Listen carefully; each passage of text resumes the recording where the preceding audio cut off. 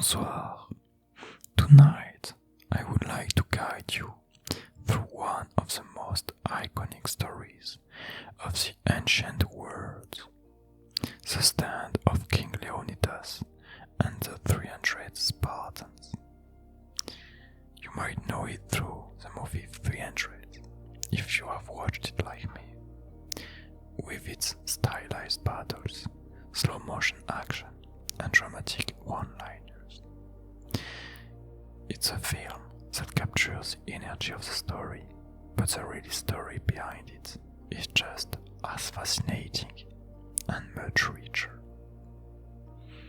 So I invite you to settle in, take a slow breath, and let's softly travel back to the year 480 before Common Era to understand what truly happened at the old gates of Thermopylae.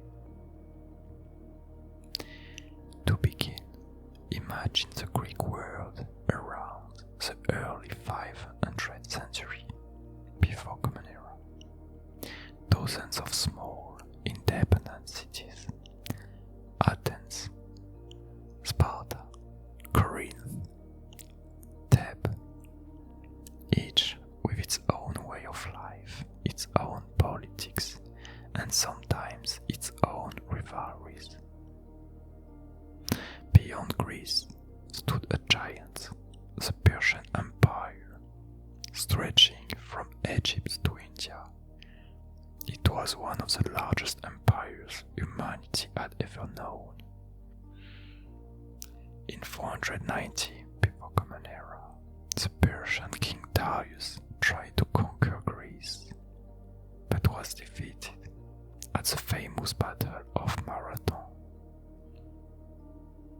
It was a humiliating setback, and it is at this famous battle's marathon that a Greek ran 42 kilometers to give the information to the city.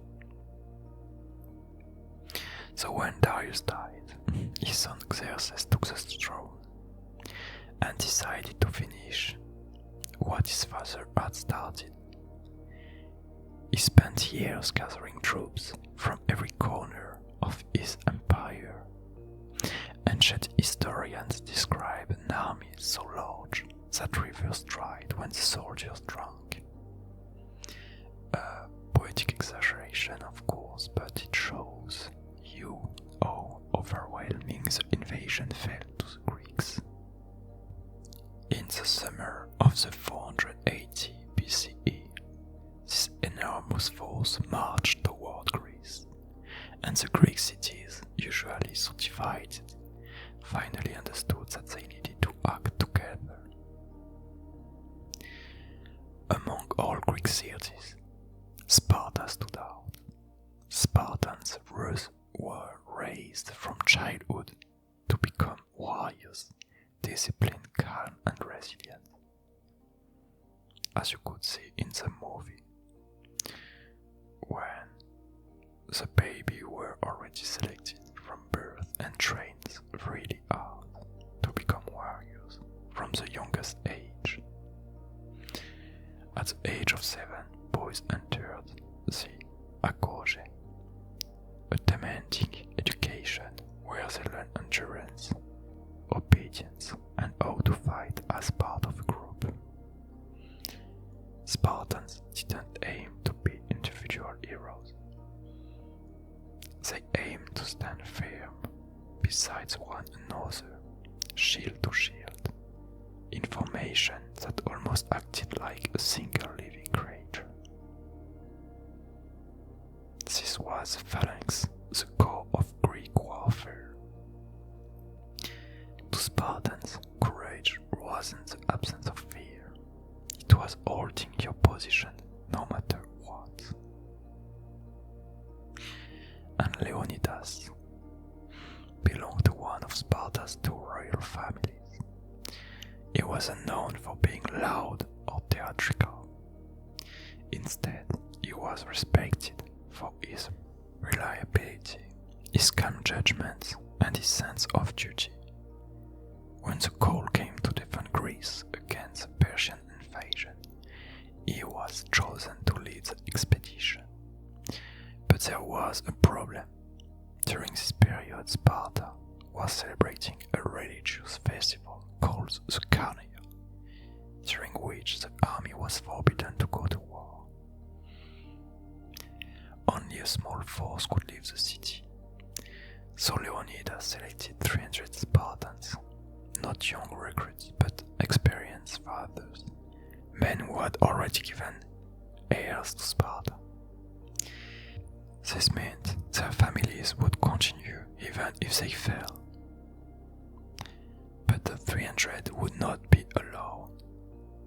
As Leonidas marched north, thousands of Greek allies joined him. By the time he reached Thermopylae, he commanded between 7,000 and 8,000 soldiers. Thermopylae, whose name means the Old Gates, was a narrow pass along the coast of central Greece. On one side, steep mountains, on the other side, the sea. At its narrowest point, only a few dozen soldiers could stand shoulders to shoulders. This was a perfect place to block the Persian advance. Even a huge army would be forced into a tight bottleneck, making their numbers irrelevant. Leonidas set up his camp there. As the dust of the Persian army rose in the distance, the Greeks prepared to hold the line. Let's talk now about the Persian army.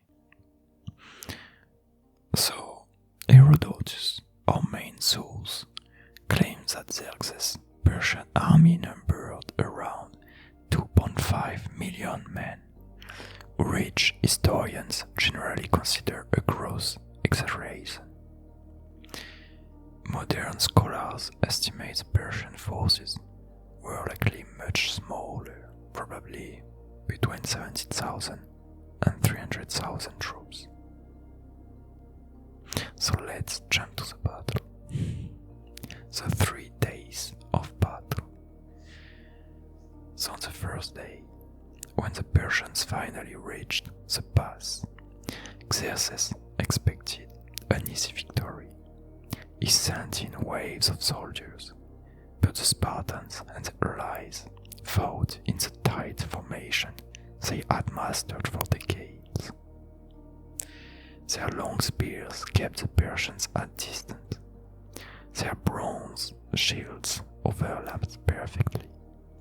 Each soldier protected the man next to him. Ancient writers say that the Persians were pushed back again and again, their attacks breaking like waves on a rocky shore. On the second day, Xerxes sent his elite force, the Immortals, 10,000 highly trained warriors, even they could not break through. The narrow pass erased their advantage. The Greeks used clever tactics, sometimes pretending to retreat, so the Persians would stretch out and lose formation, then turning back with sudden force. The pass was filled with shooting, metal striking metal, and the deep, synchronized movement of the Greek phalanx. Xerxes needed a new solution, and he found one through a man named Ephialtes, a Greek who revealed a hidden mountain way that bypassed the narrow pass. Persian troops moved silently through the night to encircle the Greeks. At dawn, Leonidas learned that he was surrounded. Leonidas gathered his commanders. He knew the battle was lost, but he also knew that holding the Persians even a little longer could save Greece. So he made a decision. Most of the Greek army was dismissed and sent home. only a few stayed behind. The 300 Spartans, about 700 Thespians, refused to leave, 400 Thebans compelled to remain, and a handful of others. Together, they prepared for their final stand. That last morning was said to be strangely calm. The Spartans combed the air, a ritual before battle. Leonidas spoke quietly with his men. Soon the Persians attacked from both sides. The Greeks fought with their spears until they shattered, then with their swords, and finally with their bare hands.